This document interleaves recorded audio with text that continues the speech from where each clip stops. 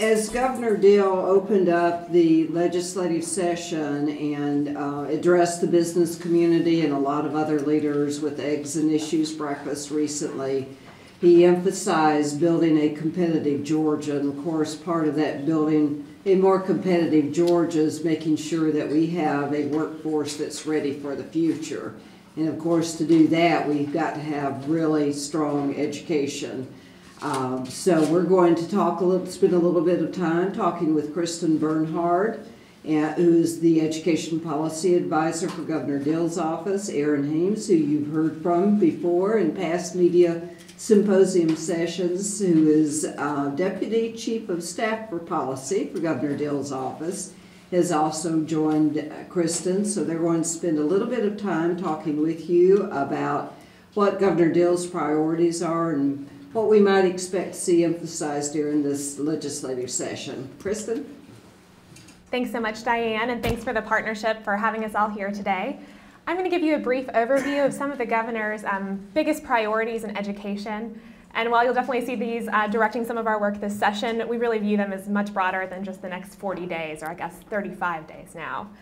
Aaron Hames will be jumping in to help me as needed with questions and so on, but if you have anything as we go through the topics, just feel free to ask as we go. That way I can keep us kind of on track with the amount of time that's been allotted.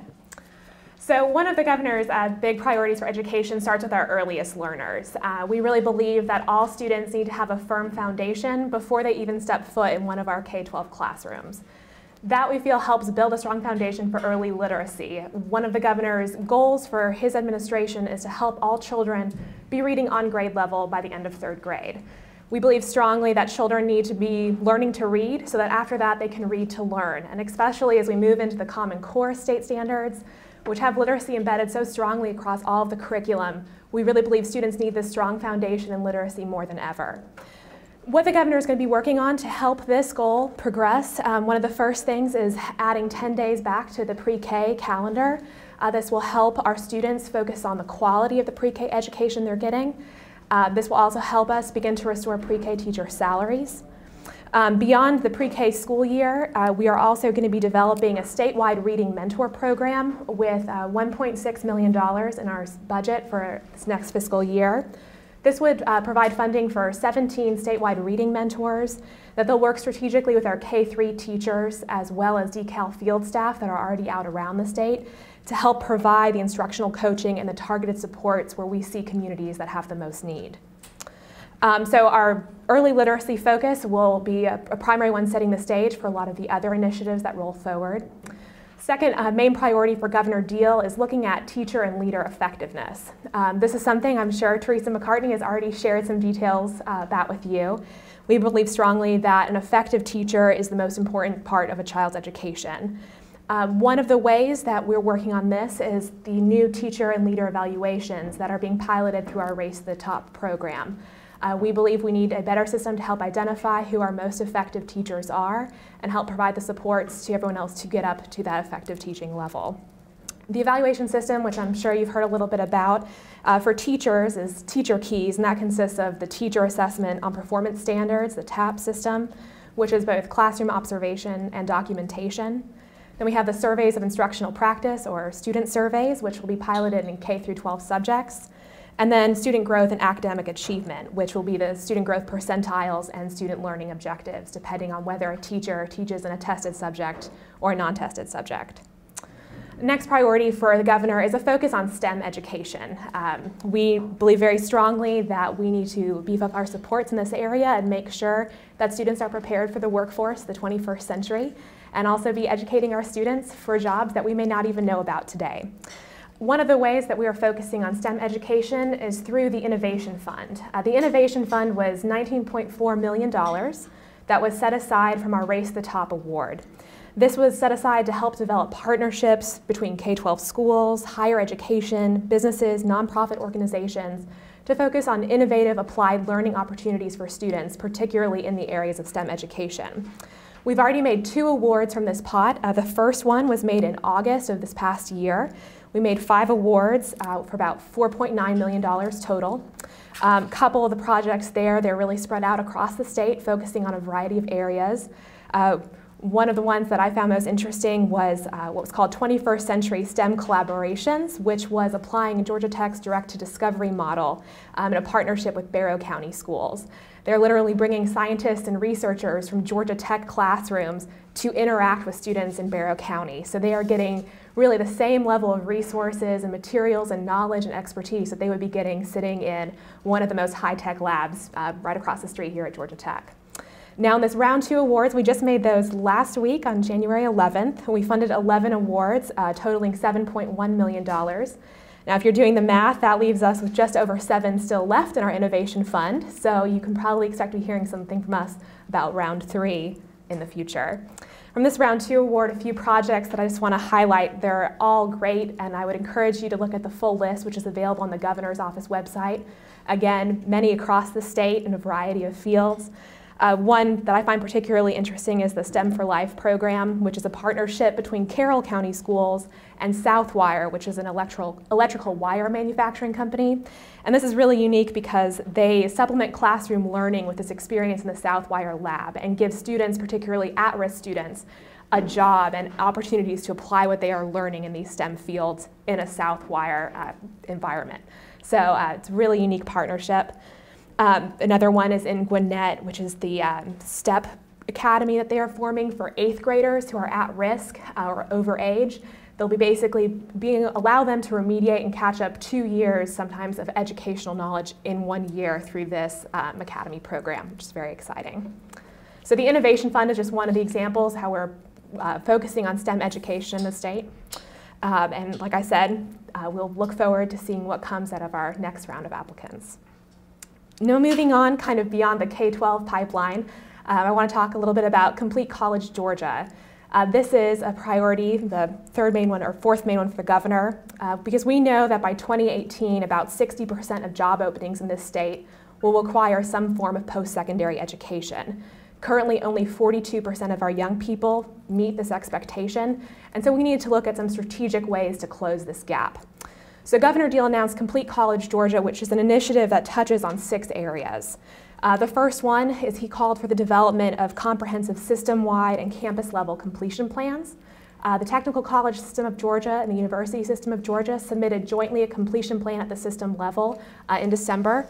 We're really excited about the work that they are doing together to ensure that more students enter their institutions and complete their institutions with credentials in a timely manner.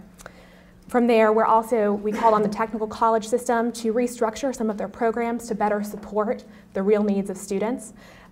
We know that if you are a working student, as we know many of our students are these days, that it's easier to have a program where you know for however long it takes you to complete that 1 year credential, that your classes are always going to be Monday mornings from 9 to noon, and you can count on that. That allows you to schedule your work and other commitments around when you know your classes are going to be. So that was one of the other things that was part of the Complete College Georgia initiative. The third part was calling for a more seamless education system. The need for better articulation and transfer agreements between USG and TCSG is something the state's been working on for a long time, and we are very encouraged by the progress both systems have made, which are outlined in their completion plan that they submitted to the governor. From there, we looked at improving remediation. We know if a student comes into a post-secondary institution requiring remediation, they are more likely to not complete or at least take much longer to complete. So we were very excited to announce back in August that we had won $1 million that our state was selected to pilot innovative remediation programs at 4 of our institutions. These programs will be a chance to pilot out the newest ways of delivering this remediation so that students are able to enter credit-bearing courses as soon as possible. We also created the Higher Education Finance Commission. This will look at the way we fund our higher education institutions, hopefully to focus on incentivizing completion. For too long, we've rewarded our institutions for simply enrolling students. Now we want to look at the other factors that we can incentivize them to work on. And finally, the governor had announced the creation of a needs-based scholarship program, which you should be hearing some more from our office about in the next couple of weeks. What we are looking to do is identify low-income students in the middle school years, provide them with support, mentor opportunities, and ask them to sign a contract to keep their grades at a certain level, meet with their mentor and not have any behavior issues, and ask their parents to support them in this effort. they follow the terms of their contract and graduate from high school, we'll reward them with a nice scholarship award. So in the next couple of weeks from our office, you'll be hearing some more details about this program. We're very excited for the governor to announce this. Then just to touch on the budget, a few highlights that you'll be seeing. For our K-12 schools, it was $146.6 million to fully fund enrollment growth in K-12, $111.3 million to fully fund anticipated enrollment growth in USG and TCSG institutions. We also looked at our K-12 schools and have funded $3.7 million for school nurses, which we are rolling into the QBE formula. Additionally, for K-12, we had $55.8 million to fund salary increases for teachers based on training and experience. Overall, there were no further reductions to QBE, equalization grants, state schools, or other enrollment-driven programs in the governor's budget. To look forward as well, we included $8.7 million in supplemental grants for our schools that were affected by the Georgia Supreme Court's ruling on charter schools. We know this isn't a permanent fix, but this is something that we can use to help fill the gaps as we work with our Senate and House leadership to find a more permanent solution. Then looking at our higher ed as well in funding, we know that we have a shortage of medical practitioners in this state, and so we are funding 400 new residency slots, and then $5 million to support the development of a Georgia-based national center, a Georgia-based National Cancer Institute, which would be based at the Georgia Health Sciences University. So that's just a quick overview of 4 of the governor's main priorities in education and a few quick highlights on our budget for this year in those areas. And I'd be happy to open to questions if anyone has anything more specific. So will austerity cuts, they will continue? Austerity cuts overall in the budget or in education specifically? K-12 education. No further cuts have been made to the schools. We are keeping it at the same level as before. Okay, so the austerity cuts will continue. The cuts that have been made in the past will continue. Yeah. The governor's request for the money for the reading mentors. How exactly will that work, and is there any evidence that 17 people are going to do anything to move the needle? Sure. Well, yeah. Really what these 17 people will do is to help teachers in the classroom. We've had some success in the past with math and science mentors. In the past, it was really focused on improving the high school performance on the Georgia high school graduation test in math and science. And we had mentors who worked regionally around the state with schools and teachers to help them improve their instruction in order to help improve performance on those exams. Here is a similar design, but really focused on helping K through 3 teachers as well as our pre-K teachers improve their instruction, particularly around literacy, in order to improve those the number of students that are reading on grade level by 3rd grade. And we're interested in a couple of models here. So some are really the instructional practices, some are really helping teachers to understand brain development, how a child learns to read, all those important foundational pieces, and then how to apply those in a classroom every day. But we also, there are some successful models around the country, including a blended grade model. So for instance, if a student in kindergarten it finishes the school year and hasn't mastered all the standards the student needs in order to progress to the 1st grade, then the next year they're in a blended grade where they're taught the standards that they did not master in kindergarten and all of the 1st grade standards, and that's usually done in a small learning environment, with the goal that the child then leapfrogs back with his or her peers in the 2nd grade school year. That's been a very successful model, particularly in early grades, and something that we would like to help schools pilot and see if that is something that could be successful in really helping improve those reading rates.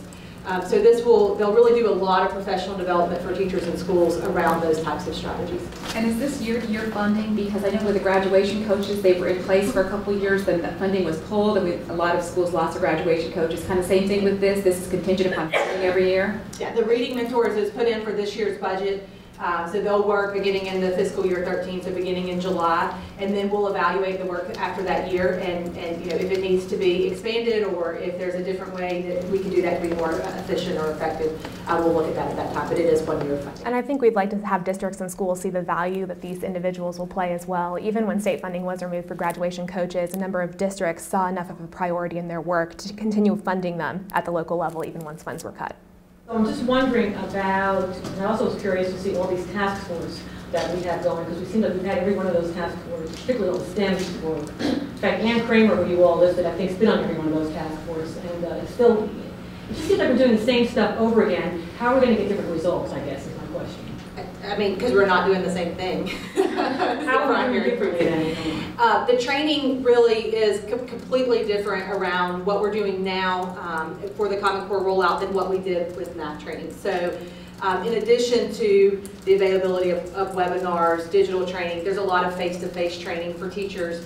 A lot of resources have been developed for teachers here that were not necessarily available the first time around. And obviously this is one of the great benefits of Race to the Top for the state, in that we had a lot of additional funding to do that training, including face-to-face training with teachers, as well as a lot of resources. And Teresa, anything you would add there? Yeah, because I only mentioned the tip of the iceberg with a partnership with Georgia Public Broadcasting. We're also partnering with our RESAs. We build in these feedback loops around surveys. Were the training, the information helpful? If it was not, we will continuously improve how we tweak that between now and August.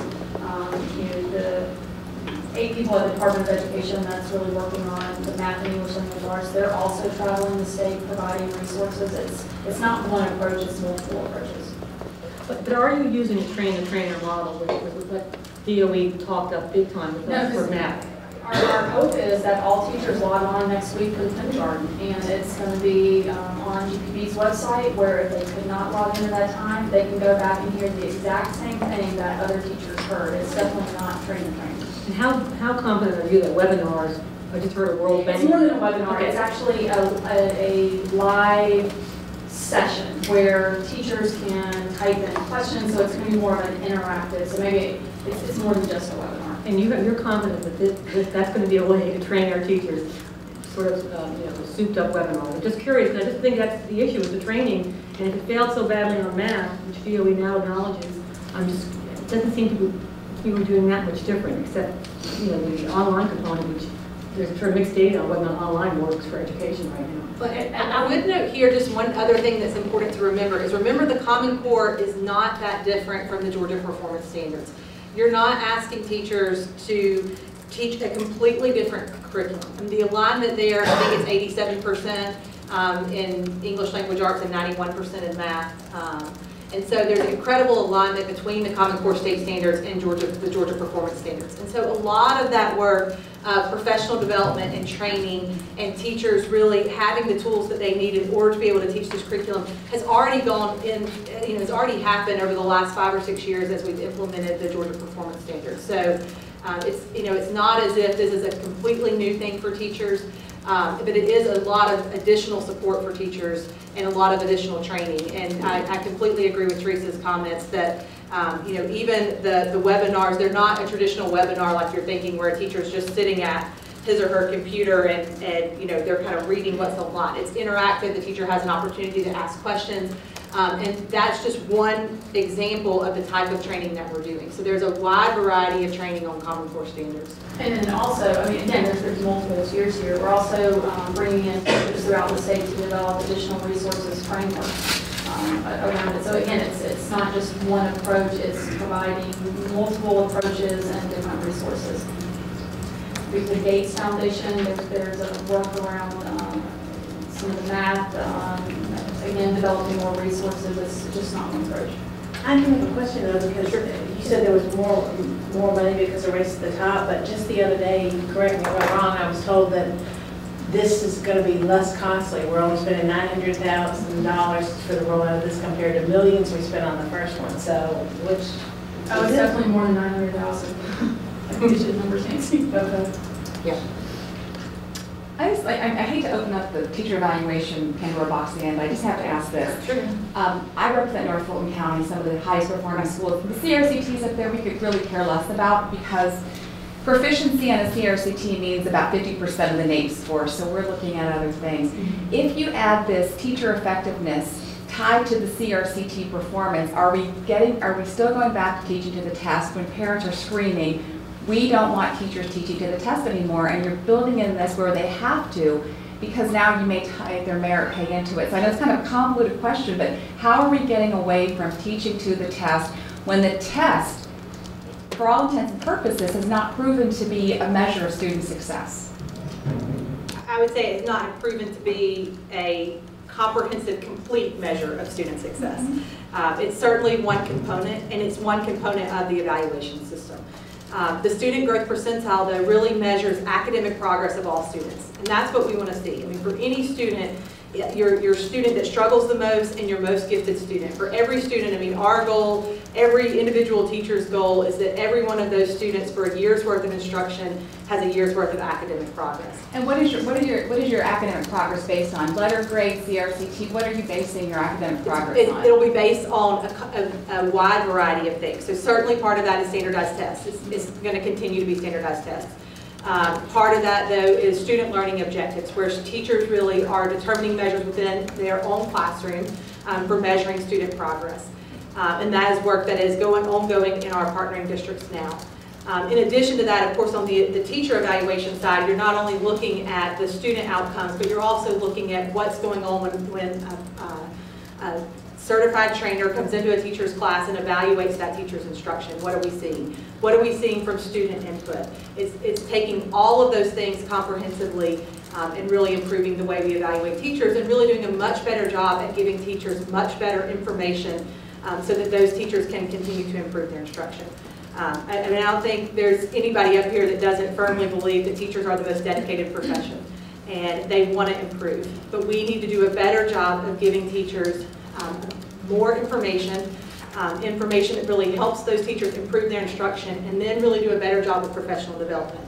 So that professional development is tied to what we're seeing in that teacher's classroom, and is really helping that individual teacher get to the place where he or she needs to be. But you're still keeping them in a box. You're still saying these are the parameters that you can operate in. Are you allowing them to innovate as well, to go outside that box and look at other methods without Absolutely. saying these are the boxes you're going to be judged by?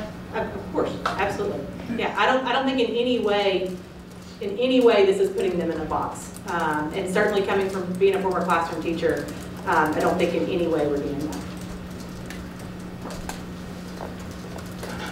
Hello. Okay. Will the student longitudinal data system that Georgia has been rolling out over the last 18 months play a piece?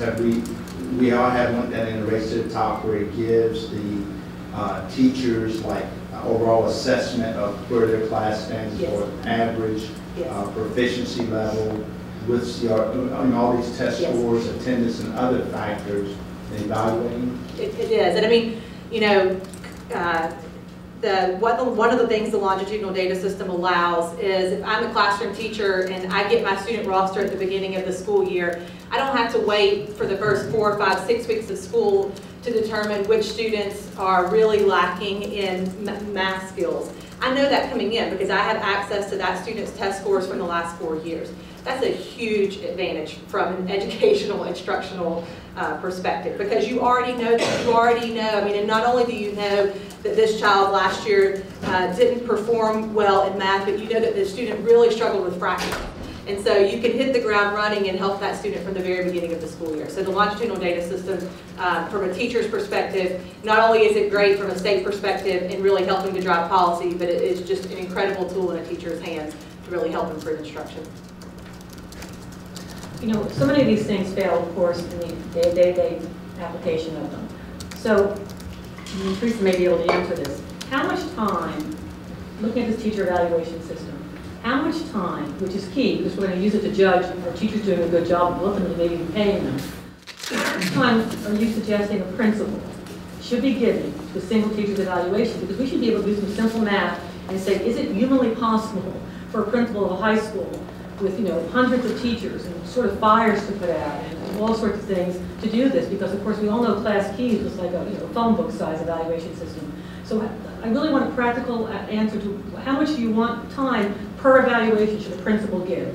I can't tell you that. I mean, it's going to be different in every high school, you know, for your example for high school, because you are going to have a different number of assistant principals based on the population of teachers within that school. And their duties are going to be divided differently. So I mean, there's no way I can say this is what it will be. I don't know, Teresa, if you would add anything to that. I don't think there's any way to answer that Well, question. we don't know how long it's going to take. How can we know they can do it? I'm just curious how we're asking them to do something. Because how long should an evaluation take, regardless of who does it, whether it's an assistant principal or a principal, given these observations you want them to do and these reports? how long should one evaluation, regardless of who does it, take? And I think that's one point of the pilot is for us to test. In the 4-month pilot, 7-month pilot, we're doing 2 observations, a minimum of 30 minutes. Next year, you'll see us potentially tweak that to 3 observations within that year for 30 minutes. But if you look across the U.S., I mean, it varies. There's some states that are doing 5 or 6.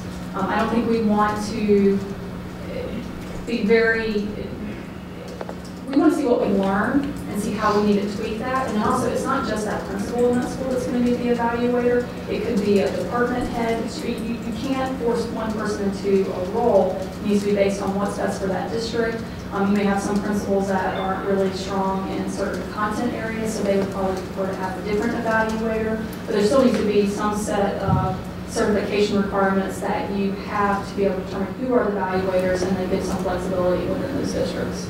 But it seems like this, what you're saying, you are talking, because even if you use cross evaluators, they have to come together at some point, which puts another layer on rather than having the same person. But I don't look at it as another layer, because to me that's what they should be doing in the schools. Yeah, I'm just listening to what teachers and principals say about their time frames, and if each evaluation over a year takes 3 hours, 4 hours, I'd like to do the simple math of looking at the high school. Does that mean the principal is spending 90% or 80% or somebody's spending on evaluations?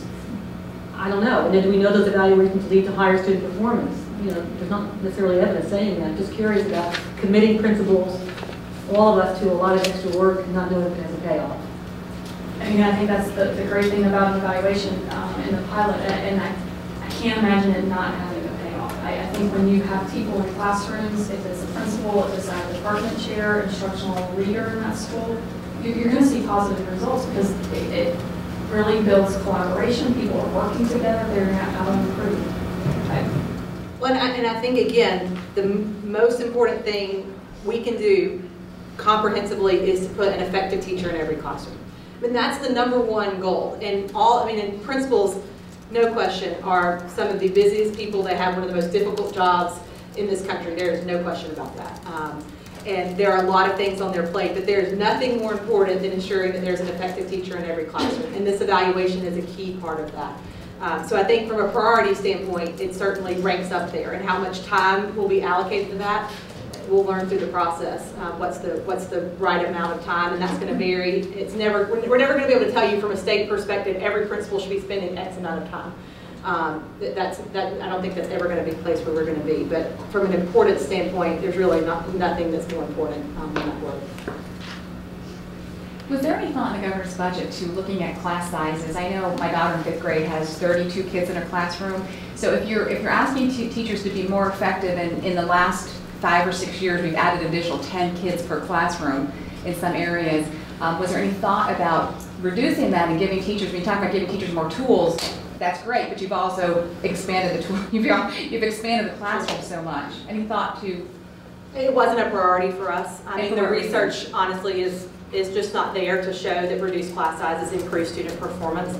And it really varies from teacher to teacher. And really, the principal working with the teachers in that building are the people best suited to make those determinations regarding class size. A principal may determine in a high school class that an AP history teacher is really effective with 50 students in that class, and it's preparing those students for what the environment they're going to be in college. So, no, I mean, I think those are decisions, frankly, that should be made at the school level, where the principal understands the teachers, the strengths of individual teachers in that school building.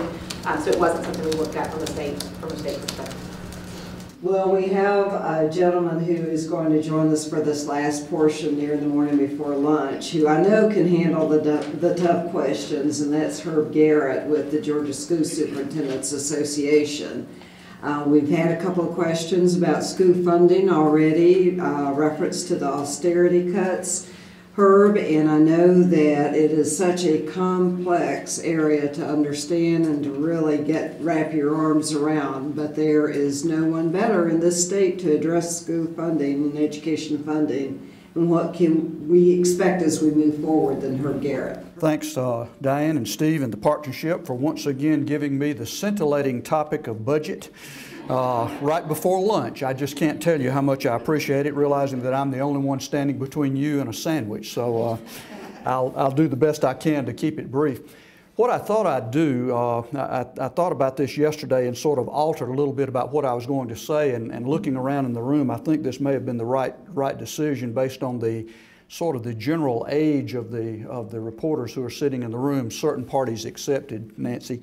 But most of y'all look like maybe just a little brief history lesson about funding might be in order, because the kinds of words that keep coming up that were answered by both Aaron and Kristen are things about what's fully funded mean. I've heard politicians say, well, good grief, QBE's never been fully funded. I mean, there's so many words that get tossed around that people sort of lose the meaning. So just real quickly, I'd like for you to know that almost from the outset, from the mid-'80s, when the QBE funding formula was first enacted, there were cries about it not being fully funded. That's been true.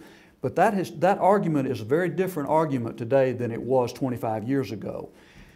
What happened was, early on in the QBE Act, there were some things put into the basic underpinnings of the formula that didn't have anything to do with salary, but that support what goes on in schools. For example, there's money in there for textbooks. Unfortunately, that money has not increased in 20 years. We're still paying $40 per student per year for high school textbooks when high school chemistry books cost $150. There was money put in the original formula to reimburse local school districts to pay substitute teachers when teachers were out sick. That amount was $150 per state allotted teacher per year. That, by the way, that was designed to cover a substitute for 6 days. That would be $25 per day. I'm sure that all of you would go and substitute in a high school, or worse, a middle school classroom for $25 a day. That would shorten your lifespan considerably. That amount has never been increased either. As a matter of fact, what began to be the pattern, and the reason that particularly local superintendents and others squawked so loudly about this, was that from about the mid-1990s on, almost without exception, all of the new money that went into the education formula went into salaries. And you know what? I don't know why anybody would think that's odd. I mean, teachers vote, and big yellow buses don't, and textbooks don't. But we fell into a pattern of the new money that went into public education being all about salaries, and therein lies the business of it not being fully funded. Now, that took on a new meaning starting in 2003. In 2003, when Governor Perdue came in for his first term, we were introduced to a term that we had never heard before. It was called austerity cuts. And here's what an austerity cut really is. What you do is you calculate how much money the formula is supposed to generate, and then you whack it. That's an austerity cut. You cut it by some number that's needed somewhere else to balance other things in the budget. And so beginning in 2003, local systems began to just have money just deducted from the bottom line. The salary schedule wasn't reduced, textbook costs didn't go down, but the pressure or the shift was on to put more responsibility on local school districts to pay the cost of public education versus what had historically been a different state and local split. Matter of fact, if I tell you the numbers on the split, I think you'll understand this when I start talking about the magnitude of the cuts. In 2003 and before, historically, the split between state and local funding of education, and this varies widely from system to system now, but on a statewide basis, 60% state, 40% local. As recently as last year, 2011, that shift is now 46% state and 54% local. It's gone past the 50-50, and the locals are paying more for public education now than the state. And that's because of those austerity cuts that Kristen said at the end. Yes, the cuts that were in the budget are still there. They are still there. So what happened when the austerity cuts introduced in the first year of the first Perdue administration, they continued for the entire 8 years. And frankly, thanks to the recession of the last couple of years, they've reached almost just epic proportions. What was a $300 cut to the statewide budget that first year of the Perdue administration is now well in excess of $1.1 billion. That's with a B, $1.1 billion. As a matter of fact, if you look at the percentage of that, the actual percentage of the QBE formula that's being sent to local systems is about 80%, somewhere between 80 and 82%. And that explains why that pays for about 152 days of school. So if you want the answer to the question about why there are still furloughs or shortened school years with longer days or that sort of thing, or larger classes, that's the reason. I mean, there are systems that can withstand that to an extent, but even with that, it's not so much, it's not withstandable, if I can coin a new word, by most systems across the state. Now, Kristen also used language as first time. I'm so glad to hear her having said this. Everybody kept saying in this year's budget, there's no reductions to QBE and equalization. And that leaves out a key word: no further reductions or no additional reductions. The reductions that were there last year are there in the budget this year. And in all honesty, folks, many members of the General Assembly don't know that. And the reason that they don't know that is that the way the state budget document is written, and this is not a criticism of the state budget document, it's just the way it's written, at no point in the state budget document does it show how much the QBE formula should generate and then how much it does generate so that you can see that $1.1 billion difference. The only thing that the state budget document shows at this point is how much is actually appropriated by the General Assembly. They never see that other figure. I've got some instructions for you, for those of you who are interested to go to look at it. There's a place, the only place you can see that really is on the DOE website. And frankly, you have to kind of know how to navigate it. So I've got some written instructions that I'll give you if you're interested in doing that, about how to get to the place on the website that would show you where that $1.1 billion austerity cut is. As a matter of fact, if you're a numbers nerd, and I don't know how many of you are, but I've also got instructions that if you'd like, well, not you, Teresa, you've been a numbers nerd since birth, but I'm talking about the reporters now. If you'd like to go back and see how that state-local split has evolved, you have to look at revenue reports, and I've got instructions on the same sheet about how you can get to that. So any of you who are interested in that, see me at lunch and I'll give you that. Along with any of you who would like one, I'll give you one of my business cards so you can call. So no further cuts. That means the austerity cuts are still there and local systems are having to deal with it. Kristen talked about the new money that's in the budget. I don't think I need to talk a lot about that.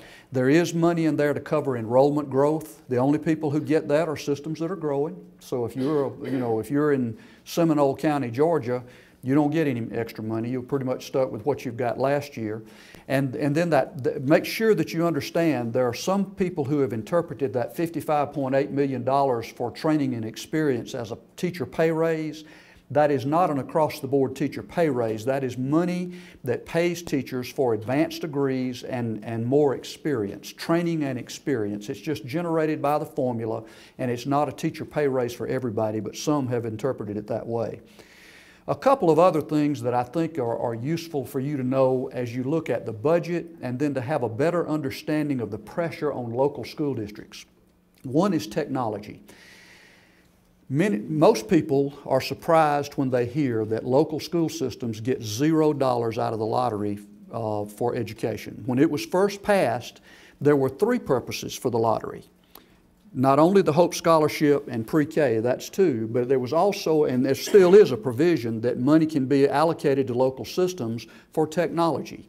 As a matter of fact, early on, back when there was an income cap for the Hope Scholarship and therefore there was a little bit of more lottery money to spread around, local systems did get a lot of money for technology hardware, and we used to laugh and say that we created a new Georgia State flower. In place of the Cherokee Rose, we had the satellite dish, because one of those big old ugly things sprung up in the yard of every school, and it was paid for by the lottery. Then the next year, as I remember, and of course this does go back a ways, the next year we decided that somebody might vandalize those things, so we paid money to put fences around them. Chain link fences that were about this high that a first grader could have hopped over, but we had them protected. So maybe we didn't use that money the wisest all the time, but there was a time up until 2003 That sounds kind of like a watershed year for us, doesn't it? It's beginning in 2003, we no longer have gotten one dime of lottery money because all of it has been consumed by the increased cost for HOPE and the pre-K program. So no lottery money, no technology, no state money for technology support in local systems across the state. And what that does, in my judgment, and I think you probably would see this too because you folks are from all across the state, I think this exacerbates the difference between the haves and the have-nots. You look at the systems like a Forsyth County, Forsyth County is a model for technology use. But if you go back to my little hometown of Lincolnton, we probably still are using some Apple IIe's. I hate to say that, but you know, there are places like that. So the technology issue is one. And then there are others that, and boy, this is really not very sexy, but man, let me tell you about the impact. We have just recently been alerted to a decision by the board of the Department of Community Health. That's the board that administers the state health benefit plan. For a number of years, the state budget included some money that was just in that state budget, and this is kind of a simplistic explanation, but it was a big chunk of money that was transferred to the Department of Community Health, and it was meant to help with to mitigate the employer's cost for health insurance for classified employees like bus drivers and cafeteria workers and custodians and secretaries and parapros, all the people other than principals and teachers. Well, that money disappeared from the state budget for a couple of years ago, and the Department of Community Health covered some of that for a couple of years with their budget, with their reserve, which is now depleted. But the cost for that group of employees has risen dramatically. And so the State Board of Community Health has actually enacted an increase in the employer's contribution to health insurance for classified employees that will increase. It's already at $296 a month. It will increase by $150 per employee per month next July 1, and another $150 per employee per month the next July 1, and another $150 per employee per month in July of 2014. Now, when you add all of that up, that means that for a cafeteria worker, the employer's share for insurance will be $750 per employee per month. That's $9,000 a year. That's more than you pay some of those employees. And that decision has already been made. And there's no state money at this point to offset any of those costs. So once again, that is a massive expense that is being passed along to local systems. So when the questions come about furlough days and the questions come about larger class sizes and that sort of thing, I hope what I'm explaining to you is that if local systems are only getting about 80%, 80 to 82% of what the state's portion of QBE should be, and then you've got this massive increase for employers' cost of health insurance, when you start looking at those kinds of pressures, that's what explains those kinds of things, or at least that's my attempt to do that. So I run the risk of sounding like the proverbial naysayer or the constant whiner or whatever, but the truth is I think it's important that everybody understands what the pressures are. Now, I tell my superintendents, and I think this is it's sort of important that everybody understand that. Some of this, I'm not so sure that, how do you solve it? I mean, I'm not standing here recommending some sort of massive tax increase, because without some new revenue, I don't know how you deal with it, because education, K-12 education, post-secondary, we are not the only pig at the trough. You know, I want to make sure, I don't know about y'all, but I want to make doggone sure that the bad guys stay behind bars. So I want to make sure that the correction system is fully funded. And I think we ought to have state patrolmen on the roads. And so I want to make sure they're funded too. But all of those agencies, you know, we've got a big problem with repaying a federal loan that has to do with unemployment insurance. And that's an obligation of the state.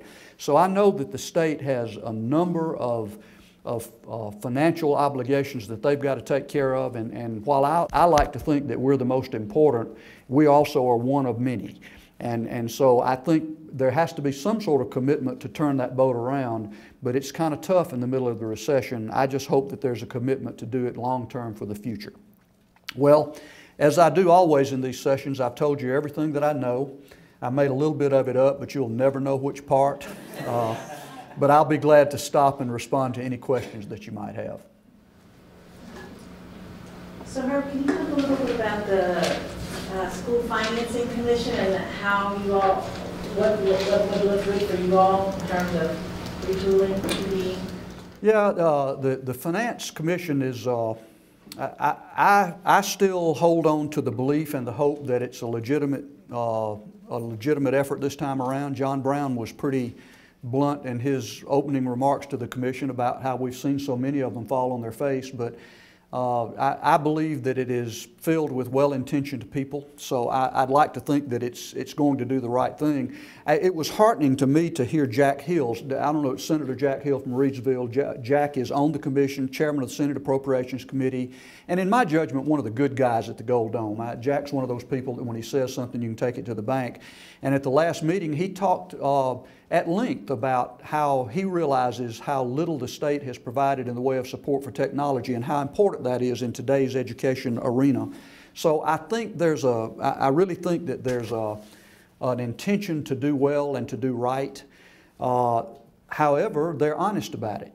You know, there is no money tree, or at least if there's a money tree, it doesn't grow very well in Georgia clay. So we're not going to have some place we can run out and just start picking $1 million bills off of trees. And whatever comes in it, I think there's going to have to be some sort of firm commitment to how to phase in the funding of it in the future. A lot of people have it's sort of become the mantra to say that QBE is outdated and a useless formula. And you know what? In reality, that's not really true.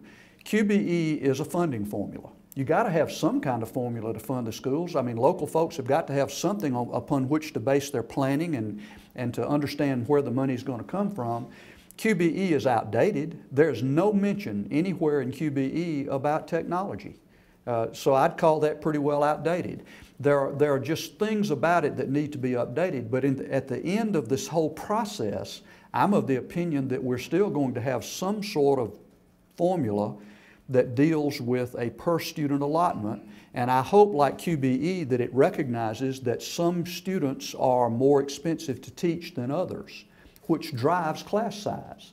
You know, it costs more money to teach a severely handicapped student than it does a youngster who is in an AP English class, because the severely handicapped class may not be able to have but 3 or 4 kids, and that's a whole teacher's salary, whereas an AP class might have 30, and that's a teacher's salary. So the formula does that. It needs some pretty serious updating, but I just can't imagine that we would come out with anything too terribly different.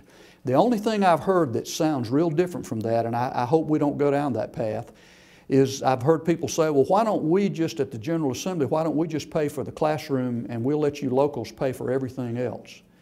Well, that's a bumper sticker. You know, that sounds great, and it's tough to refute it just by simply saying, now. You know, you've got to come up with something a little bit more than that, and I'd like for us to continue to think of how we pay for public education as a true partnership between the state and locals, and that involves more than you pay for one thing and I'll pay for another. Let's talk about everything that it takes to run this operation that we call public schooling, and that includes everything from those big yellow buses and the gas that goes in them, to the wax that goes on the floor, to the teacher in the classroom, to the book that the kid uses or the computer. Let's make it a partnership, and let's let both of us keep up our end of the deal. Did I over-answer? I'm sorry. Maureen? Now, Herb, you're a former principal and superintendent. Yes. You've heard our debate about this sort of discussion this morning about teacher evaluations, principal evaluations. Do you think that, is this the right focus, I mean, given what's going on, and also sort of the absence of research? You know, GSU just had a conference where a Stanford researcher came and said that principals who are instructional leaders had lower performance in their schools than teachers who didn't, principals who didn't identify themselves. I'm just curious, but we're going down this road and spending a lot of time on it. Do you think we're doing it right? Well, I think we'll find that out. I answered that question, Maureen, from just being an old guy. You know, I mean, I've been around 45 years, and I've seen so many evaluation systems come and go that it's easy for somebody at my age to be a little bit jaded, and I don't want to come across that way at all. I think that a strong evaluation system has real potential to improve a teacher's performance in the classroom. Let me go back to my days as principal at Marietta High School. We were, at the time, the evaluation system that the state had then required three, I believe, if I remember correctly, 3 observations, but each one was supposed to have like a pre-conference and a post-conference. And then there was this written document that they had to get to the teacher within X number of days. You couldn't put it off so that it stayed on your shelf forever. And then at the end of the year, there was a summative conference that was done that sort of combined all of that. Well, if you add all of that up, because these were hour-long evaluations, that's 3 hours plus the pre and post, so that's 6 more, so that's 9 plus. I mean, you're talking about a minimum of probably 10 to 12 hours per teacher just to do the minimum evaluation, and in all honesty, that didn't even count the ones that were struggling that you needed more than 3. That was the thing. Now we were fortunate in Marietta that we were able to provide training to our department heads and even give them a little extra time off to do some of the evaluations, and that took some of the load off the administrative staff. But you know, if I had not been a principal in Marietta and had been somewhere that was a little bit more strapped for cash, we might not have been able to do it. So I think it has to be, whatever we do, whatever we learn from the pilot, it's got to be manageable. I mean, I remember those days, particularly as a high school principal. If y'all don't know this, let me just say it without too much fear of being put down on this. I was a high school principal for 12 years. I was a superintendent for 7. I can tell you that being a high school principal is the toughest job in public education, unless you're the superintendent with a school board from Hades, and then that's another story for another day. But a high school principal, the demands on that principal's time are just amazing, and so many of those pressures on time have absolutely nothing to do with instruction. Just wait till a cheerleader tryout goes bad. You know, and then you'll find out what you'll spend your time on, or wait till a child is hurt, or wait until that angry parent. There are just things that take up your time that if you don't handle those, you're not going to be a high school principal very long anyway. You can talk about being an instructional leader all you want, but if you can't run the organization and have a smooth running school, then you aren't going to be able to stay there and be an instructional leader anyhow. So I think whatever we do has got to be realistic enough to be folded into the total job. So we'll see. I danced all around it, didn't I? Otha. Officer Garrett, one of the things we're seeing at national level with obviously the American Legislative Exchange Council is they're doing basically cookie cutter legislation to prop up, we support public charter schools, PTA does, with the approval of the local school districts. But last year, this past year in May, when the Supreme Court knocked it down in Georgia, do you see that trend of them continuing to push that here in Georgia? Yes, yes. We fully expect that there will be a proposed constitutional amendment to deal with that. Our association, and I think we're pretty consistent with many of the others, we're supportive of school choice, and we're supportive of charter schools that are approved by local school boards. We are particularly troubled by the idea that an appointed state level board might have access to local revenues. That will continue to be a sticking point for us. Yes, ma'am. Just curious, how many school systems in the state are covered? Fulton County, our SPLOST will fund technology. I'm just curious how many school systems across the state have similar SPLOST in place for to have an eSPLOST? Every system in Georgia, I believe, but one has passed a SPLOST at some point or another. The only one that I'm aware of that has not is Burke County over in Waynesboro. So are you seeing that as now a source for technology? That's what we're using in Fulton? So, some have. It depends to a large extent on whether you have been able to meet your building needs. Many systems that are in the position of now having met the need of replacing or remodeling old decaying buildings, and particularly if they're in a place where it's not growing, then that's a good option, and many are doing that, yes. But now, I don't have a count, so I can't give you a number, but I think it's more the norm than the exception. I would think so, yes. Yeah, I'll be honest with you folks, the education SPLOST has been a true blessing in the state of Georgia. I mean, we've been able to replace and repair and remodel school buildings over the last 20 years that we just couldn't have done had we had to continue on a local bond that depended on property tax. It just couldn't have happened. And it's something that we ought to be really, really proud of. All right? Do you think the legislature has done any good for education in the past couple of years? Can you name 3 things they've done at all? Do you think further education? On the other side of that, what's the most damaging thing the legislature's done in this recent time? Well, you know, the road to hell is paved with good intentions, isn't it? I think there have been some good intentions, and I think it's easy to talk about the damage because the damage that we see more than anything else is fiscal.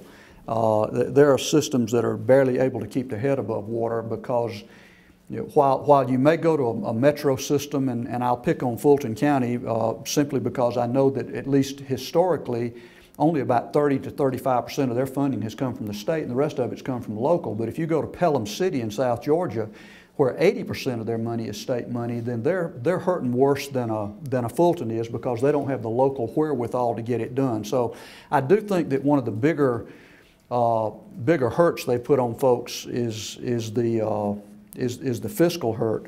I do think that we maybe have gotten really bound up in some issues that are almost peripheral instead of taking a larger look at the state.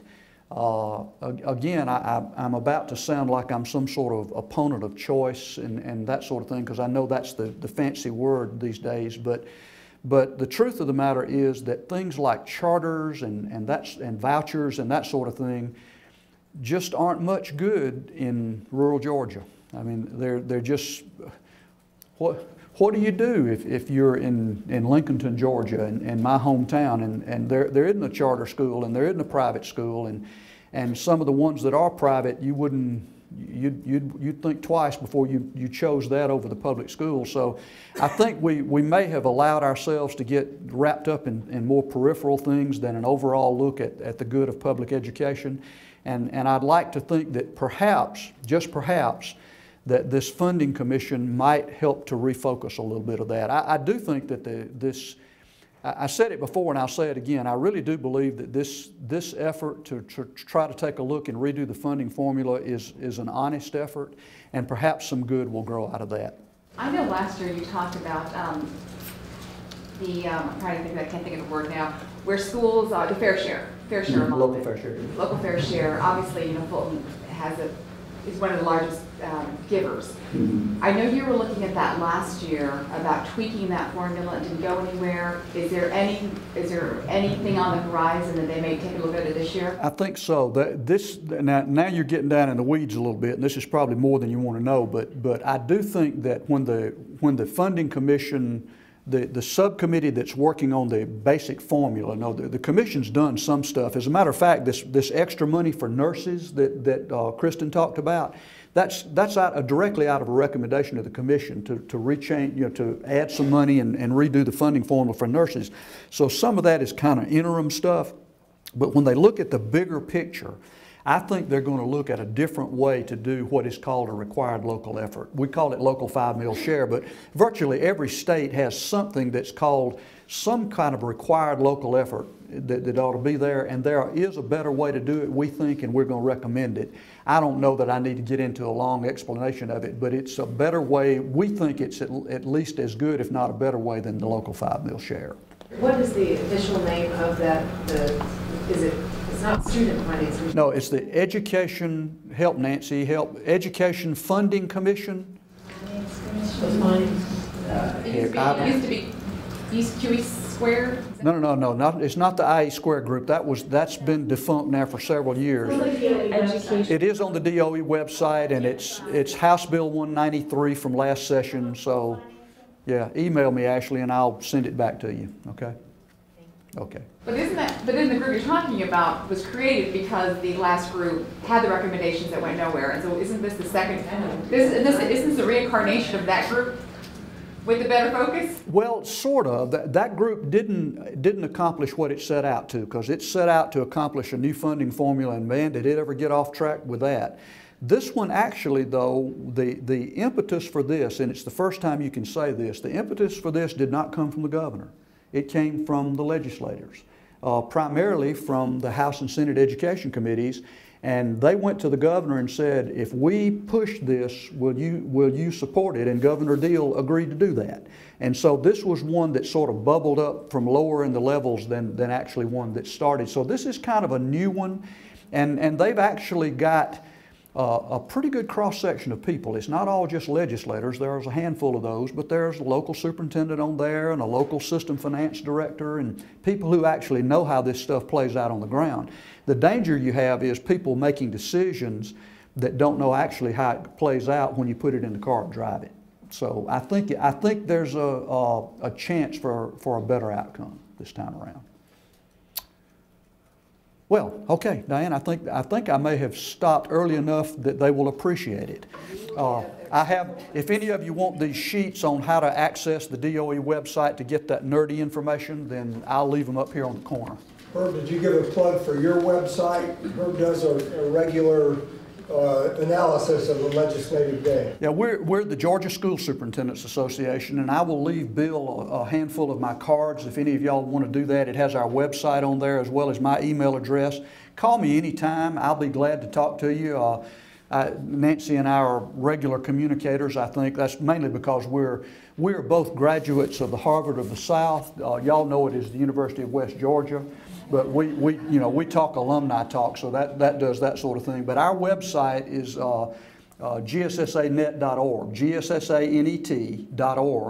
And I do a daily report from the Capitol when the General Assembly is in session, and I know we have a lot of readers of that other than superintendents. So if you'd like to read it and you think what we have on there is useful, then you're certainly welcome to access it.